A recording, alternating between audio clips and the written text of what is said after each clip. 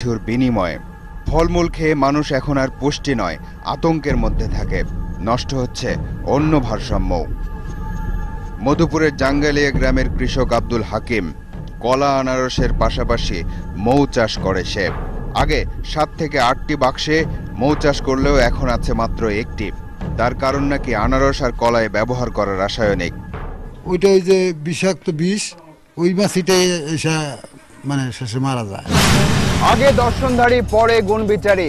আনারস বা অন্যান্য ফলমূলের ক্ষেত্রে এমন প্রবাদ যদি আপনার ক্ষতির কারণ হয় তাহলে মনে রাখবেন, চকচক করলেই সোনা হয় না।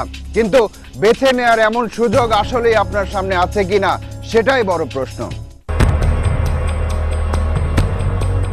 সাধারণত প্রাকৃতিকভাবে পাকা আনারস দেখতে তেমন সুন্দর হয় না, আকারেও তেমন বড় হয় না। বাজারে যে আনারসটি যত বড়, দেখতে সুন্দর, টকটকে লাল, সেটা তত বেশি ভেজাল হবার সম্ভাবনা থাকে। হতে পারে সেটি হরমোন দিয়ে বড় করা আর ইথেফোন দিয়ে রং করা। আনারসের পাকার নিয়ম হলো নিচের দিকে আস্তে আস্তে আস্তে আস্তে সুন্দর করে পেকে আসবে। যখন এই মাঝখানে পাকছে, এই জায়গায় ওষুধটা লাগছে, এই জায়গায় লাগে নাই, যার জন্য এই জায়গায় কাঁচা রয়ে গেছে, এই জায়গার ভিতরে পাকে গেছে। মোহাম্মদ শিহাবুদ্দিন 5 বছর হলো আনারস চাষের সাথে যুক্ত। এবার প্রায় 10 থেকে 15 হাজার আনারসের আবাদ করেছে সে।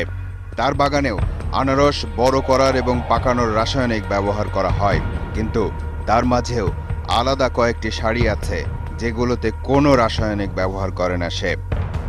এটার মধ্যে মেডিসিন দেওয়া হয়েছে, তো ওদিকে অর্ধেক আর কি মেডিসিন দেওয়া হয়নি, ওটি যাতে আমরা খাওয়ার জন্য আর কি রেখে দিচ্ছি। শুনি যে রোগ বালা হয়, এদেরকে আমরা ওই মেডিসিন দিই না আর কি, ওটি আমাদের